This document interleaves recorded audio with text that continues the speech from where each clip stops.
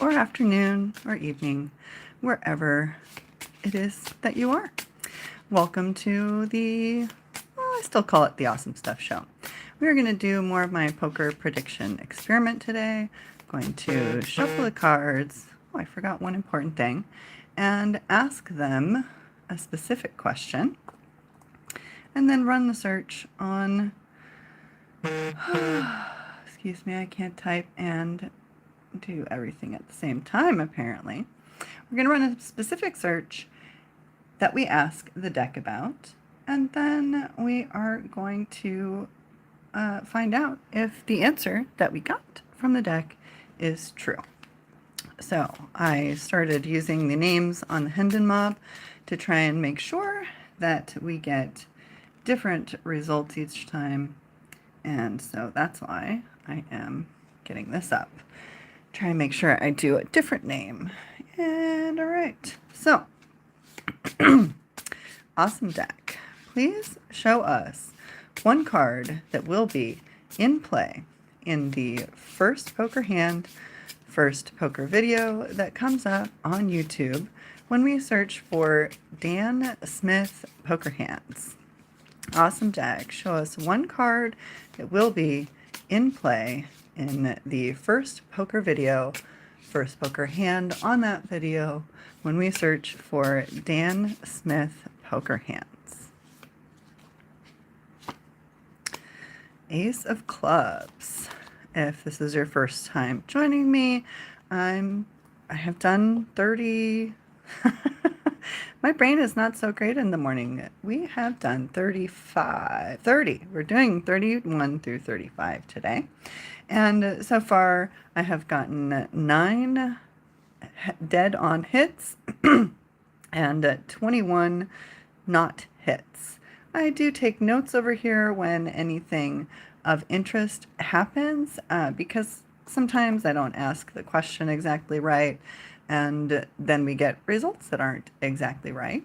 But, that doesn't mean I should mark it as a yes, but it, to me, means I should make a quick note and just know that maybe the results would have been higher if I had asked the question correctly. So, looks like today we are going to watch Dan Smith gets owned by Doug Polk.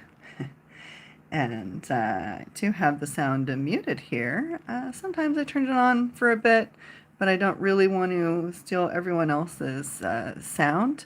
But, I do wish to hear if what they're saying matches the cards sometimes, and that's when I will turn it on. But we are just going to look for the Ace of Clubs to be in play. If they fold it, that's definite. No, we did not get the result we were looking for. And so far we have Dan Smith with the Queen of Intuition and the Jack of Duplicity. Side note, I will have a fun video coming up for you on my channel about why the Jacks are such jerks. So keep an eye out for that. And we have Doug Polk here with the Ace of Opportunity and the 7 of Betrayal. Now, both of those have a slightly negative tone to them, intuition, duplicity, as in it might be the time to act duplicitous, play like your hand is stronger than it is. And Doug also has opportunity and betrayal, the opportunity to betray someone. So hard to know which hand is really better, which coincidentally is exactly what the math says here too. 59-41. Yes, it is close to 60-40, but that's not all that much better than a coin flip. Just going to point that out there. So, we are going to the flop here, still looking for whether or not the Ace of Initiative will show up.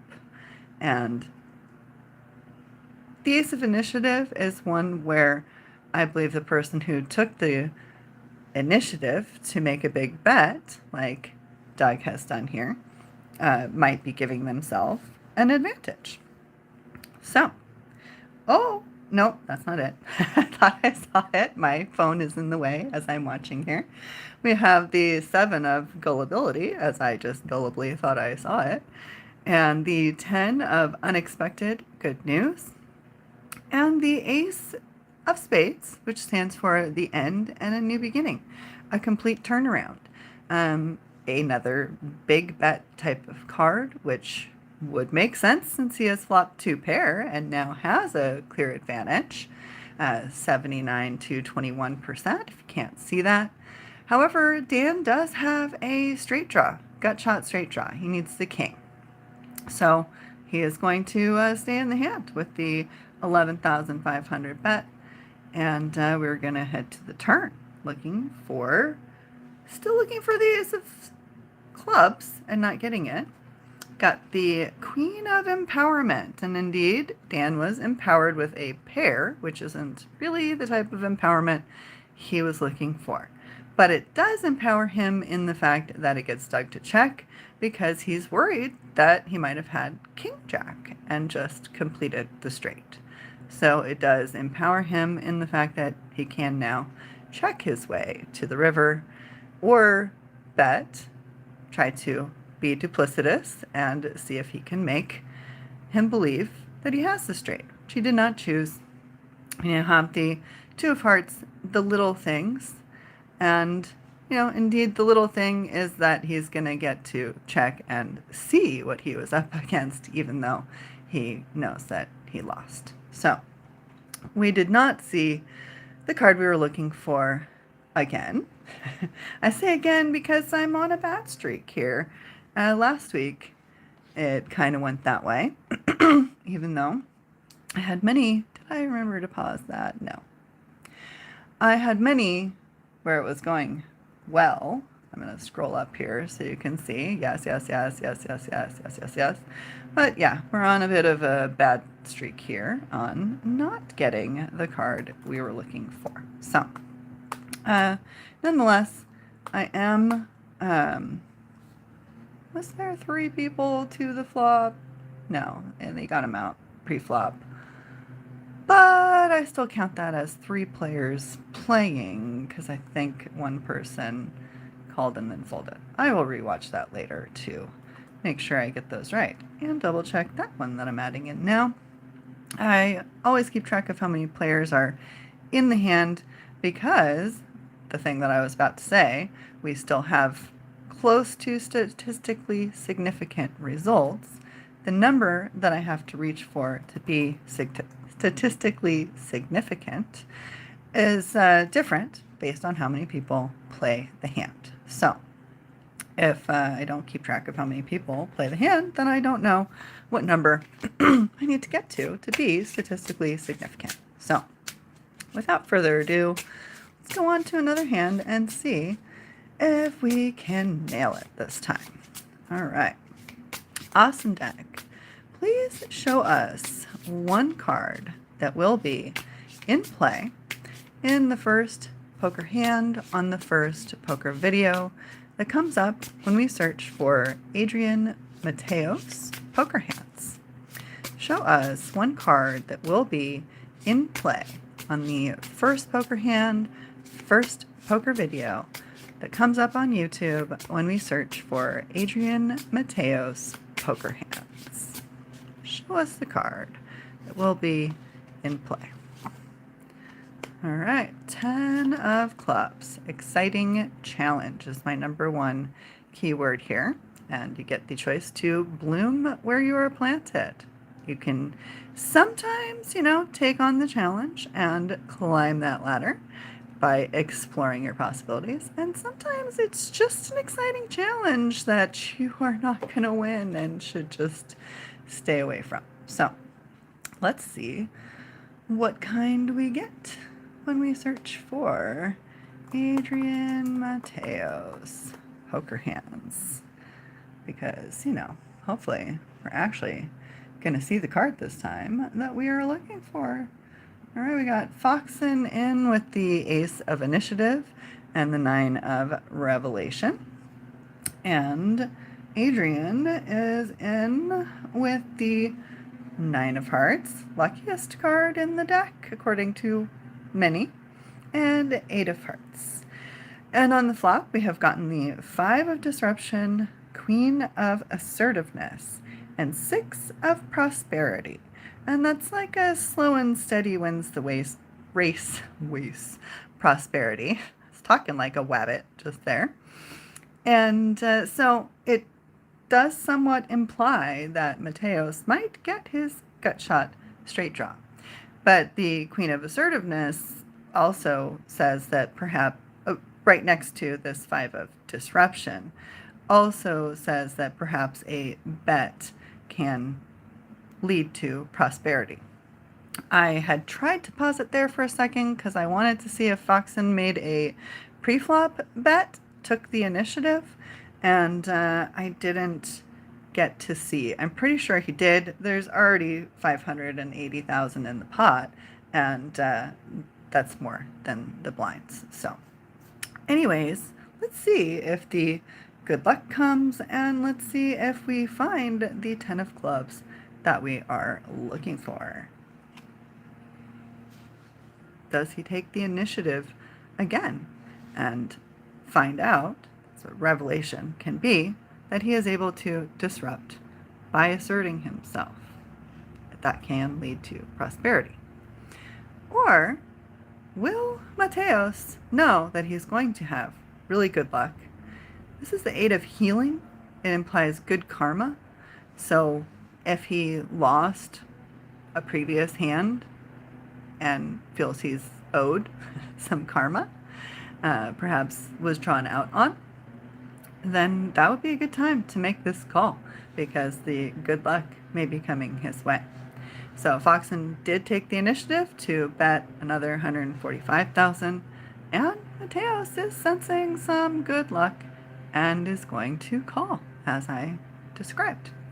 And we have the 2 of resourcefulness, which at the moment is not resourceful for anyone, but I do feel it adds to the idea that Mateos will be able to outdraw his opponent. And yeah, unfortunately, that would mean that my card won't show up because he needs a 7. But never know. Maybe it was just an exciting challenge, and Mateos was looking for good luck and good karma and isn't going to get it. But resourcefulness, Foxen did just check because Mateos has, I guess, scared him a little bit with calling his pre-flop bet. Or it is Mateos' chance to look for some good luck, see if he can disrupt Foxen's desire to stay in this hand, because really all Foxen has is 2 overcards. So, they have similar draw possibilities. They're not huge. Foxen has 8 cards that he can draw, at least, and Mateos has 4. So, yeah. I apologize if you're hearing some background noise. Not sure why they're out there doing the blowers on a Sunday. Thought I was free of that, but my most hated noise in the world. Hopefully they will be gone soon. So, ooh, the little things. Ouch. No good luck as I predicted. It does indicate that the little things were battling bigger cards, but neither of them got anything. So, with another bet, can the little things find the good luck that they were looking for anyways by taking on an exciting challenge? Which is the type of note that I might make. The card itself did not show up, but the entire hand did seem to fit the mood of the card, in my opinion. Oh my. How big did he go? How big of an exciting challenge did he make it? 1.15 million for Foxen to call with ace high, and I don't think he's going to do that, but possibly. He is a tough guy. I'm not a pro poker player. Maybe there's some GTO strategy that helps you know that you should be calling this down because it's a value bet bluff kind of a situation. Well, he's thinking about it, so he is wondering. The initiative leading to revelation. of what cards somebody might have, or the power of initiative in general. Being the one who's betting, Foxen felt very strong when he was taking the initiative. But as soon as he gave it up, boom, gave up. Oh, I thought he was folding. That was another time bake. Did he just take two? He kind of gave up his power as soon as he gave up the initiative, which is logical. That's what betting and aggression is. So now he is stuck wondering about these little things, looking for revelation. What is disrupting? The assertiveness is disrupting and leading to prosperity for someone. Either he, Foxen, is going to disrupt Mateos's assertiveness, especially if Mateos was seeking, to get his good karma, and then he doesn't get it, would be extra good luck. Ooh, there it is, as I'm saying it. Now I'm sure he is really, really feeling it. So that long blab is a clear example of how the cards can go either way with the meaning, and it doesn't necessarily, I don't know why I'm holding this card up for you. It did not show up. I'm going to go try and type that while I talk to you. But, the meaning of the cards can go either way. And so that's why this is a test of correlation.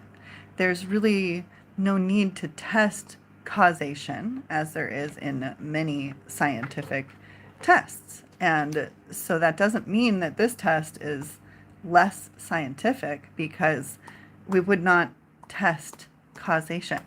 I'm not asking the deck, show me this card and cause it to appear. I am saying, show me a card that exists in this hand when I run this search. Whether or not I run this search, that card is going to be there. Or, whether or not I ask the deck if the card's going to be there, the card's going to be there. So it really is a test of correlation. You shouldn't test causation. It's to Fedor holds. So, as I was trying to say, it's very interesting then in that fact that both of these cards, whoever took the initiative, it made a very big deal. It led to revelation.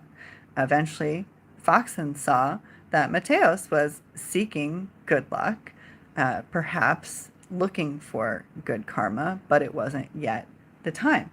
And the person asserting themselves, it led to disruption and prosperity. Perhaps it's telling Foxen he's getting prosperity perhaps by having the correct slow and steady wins the race type attitude at the moment. And it should have been assigned to Mateos to be a little more conservative with his attempt to build his riches. And so then it was resourceful with the little things. This pair, I guess, revealed to Foxen in the end that the little things were against him. And these little things with an ace kicker were all that he needed to win. So lots of correlation in the meanings, even though this precise correlation search I'm running didn't come out exactly positive. To me, that means there's correlation. And since that's the thing that we are testing for, I personally am not bothered when this test does not come out exactly right. But, I shouldn't say not bothered. I do want it to be statistically significant for all of you who do care. So, without further blabbing, let's do hand number 3 and see if we can get the card we're looking for. Awesome deck. Show us one card that will be in play when we search for Fedor Holtz poker hands on YouTube. show us one card that will be in play in the first poker hand on the first poker video when we search for Fedor Holt's poker hands on YouTube. Show us one card. Two of potential. Resourcefulness was already here. This is the two of potential, and it's a fire sign. There's lots of passion, pressure, aggression that you are up to against. But beggars can't be choosers. You got to deal with the situation you got and just push through. So he's pushing really hard to lift this very tiny weight, which is, pretty appropriate for the two of clubs, the two of potential, in my opinion. But I am the card maker, so who cares about my opinion, eh? Fedor holds poker hands. Thanks so much for being here, by the way. If you are watching, do not forget to press the like and subscribe. I really appreciate you helping me push my channel into the algorithms so that I can get this unusual topic out there. It appears we're in the intro part of the hand here. I only do first full hand shown as far as what hand we are looking for the card to appear in. So again, two of clubs. Looks like Fedor is playing the ace of refuge and the jack of duplicity.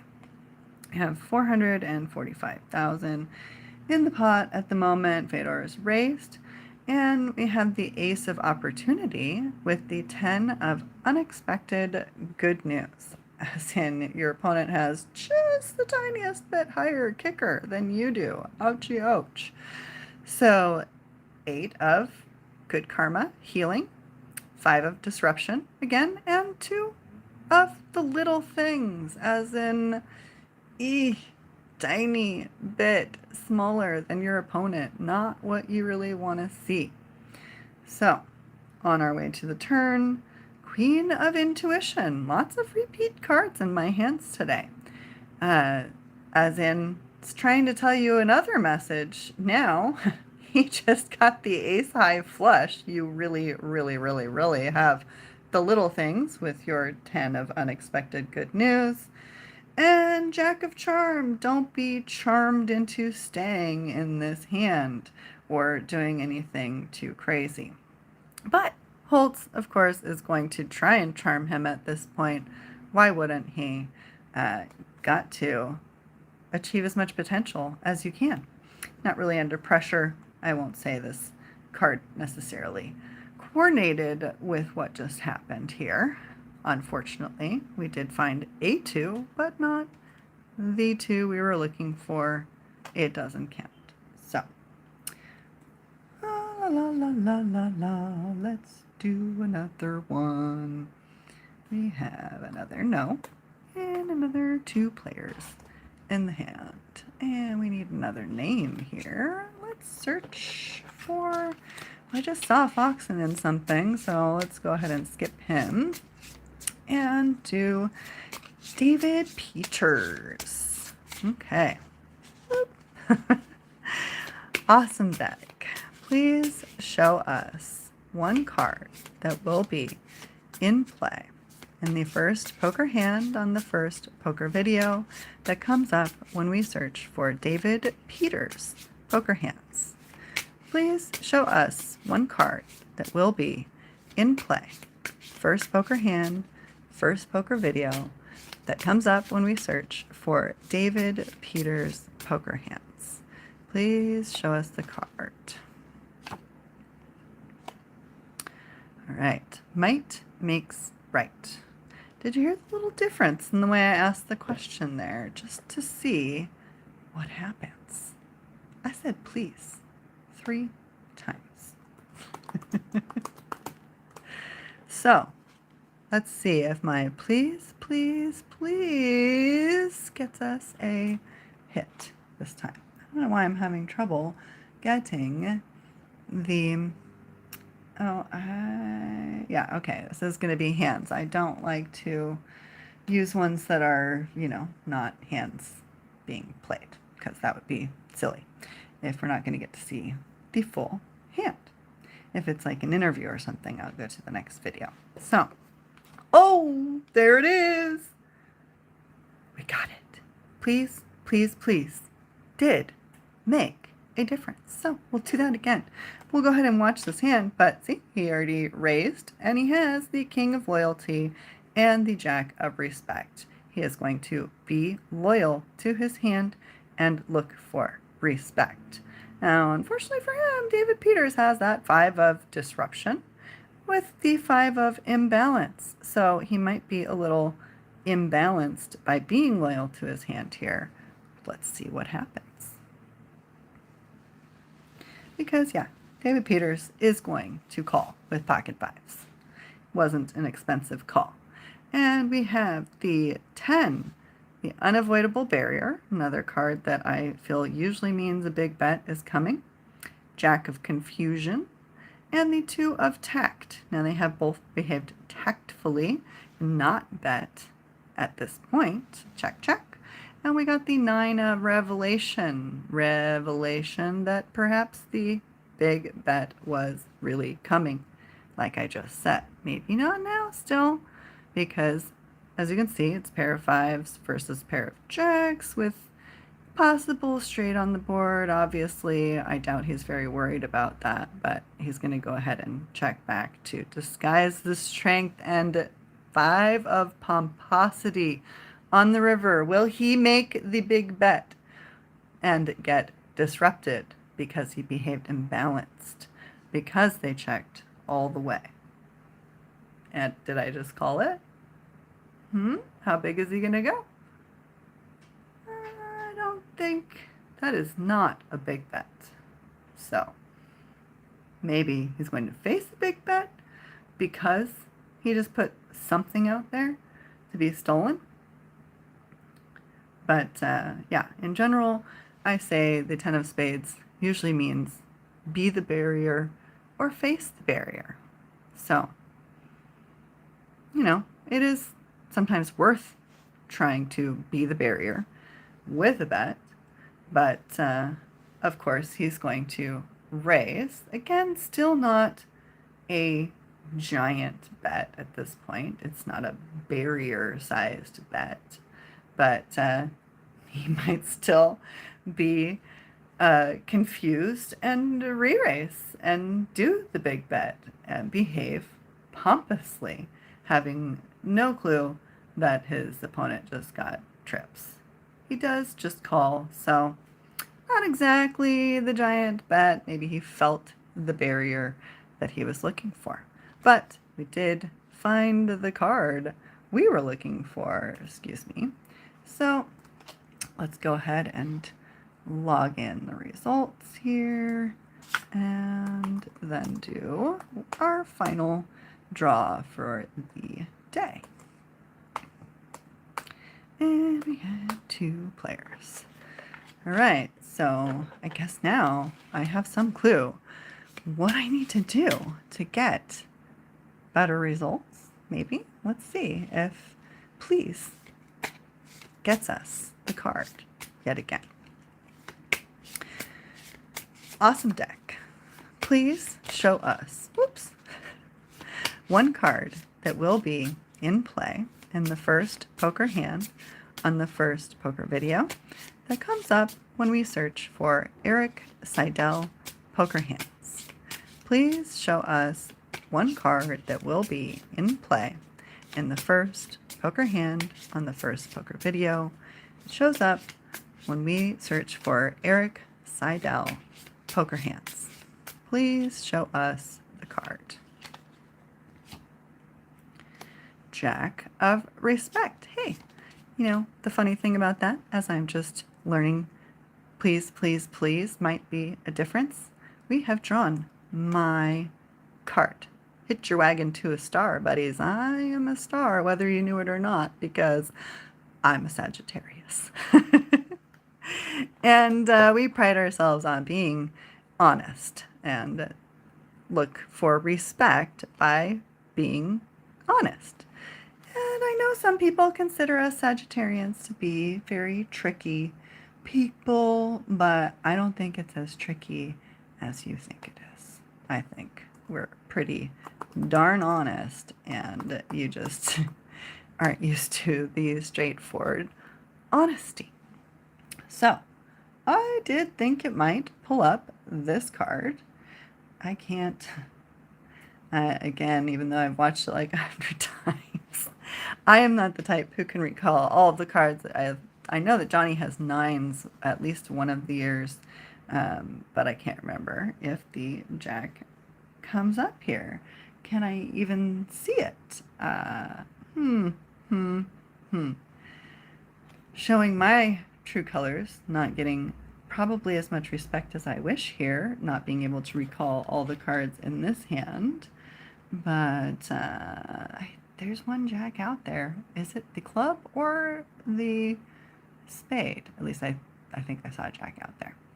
This is 81.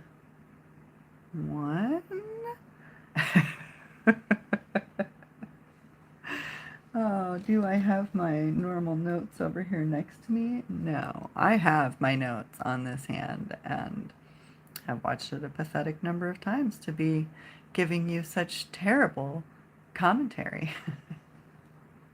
This is, oh, it's the Queen out there, so no, we do not have the Jack of Clubs yet. There it is. Johnny is playing it. I believe it's the next year that he has pocket 9s. I know the 9s are very important for him. That's why I have watched it a bunch of times. Because the 9s are one of the cards that I am tracking in my other spreadsheet that I get. So, yes, the... I can't. I can't keep two thoughts going right now at the same time. There you go. Revelation on the river that Johnny has made progress and become the new world champion. So, anyhow, you can watch that hand anytime you want. That is the 88 World Championship main event of the World Series. One of the most iconic. Johnny won back-to-back, and I can only remember that the 9s were very important because the 9s are important to me. And yeah, hopefully you can still have a little respect for my honesty about the fact that I am a little bit different than most poker players, and I don't recall every single fact about every hand hours and hours later. Just going to go ahead and admit that right now. And for me, that has been an important part of my strategy. I personally feel the need to let it go and not remembering and not holding on to every single little thing in my logical little brain. Wait till the end of this statement. Not holding on to them in my logical brain and being able to recount all of it to you. Just trusting that my intuition has held on to that information for me is the way that I feel it is most beneficial for me to proceed.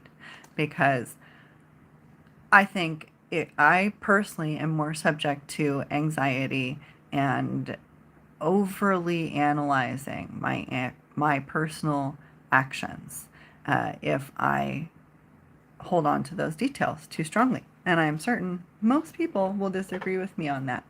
But I choose to analyze my behavior in the moment and be very judgmental in the moment. Log that into my brain in the moment and then immediately let it go. So that way I can just move on to the next moment where I'm trying to trust my intuition to tell me what to do. And I don't study GTO in depth, but I have, because I do think it's important to know the way that your opponents behave and the way that they think. So for me, it's more valuable just to say, go on one of the training things and do as many free hands as I can do and just see those hands from an objective, logical manner and put that information into my intuition and, judge whether or not I make the right choice there. But it's a much less emotionally involved time for me to practice and learn and log that information into my brain. So, little fun info for you on how I play poker. Again, take that with a grain of salt. This video is for entertainment purposes only. I don't have millions in poker winnings, but that's because I only play for pennies. And I also believe and am working on trusting my intuition because I think at some point I will have won what appears to be very, very lucky streak. And it will be because I am in tune with my intuition and making choices that don't make sense to anyone else, happily, because they make perfect sense to me, because I'll be in touch 100% with my intuition at that point. So, thank you so much for watching. Let's get a little new total here. We are now at 11 hands where we got 100% hit and 24 where we did not. So we're 31%, 100% hit here, which is, as you may not realize, pretty darn good. So before I started this, I ran some info with ChatGPT, got it to make me this lovely chart.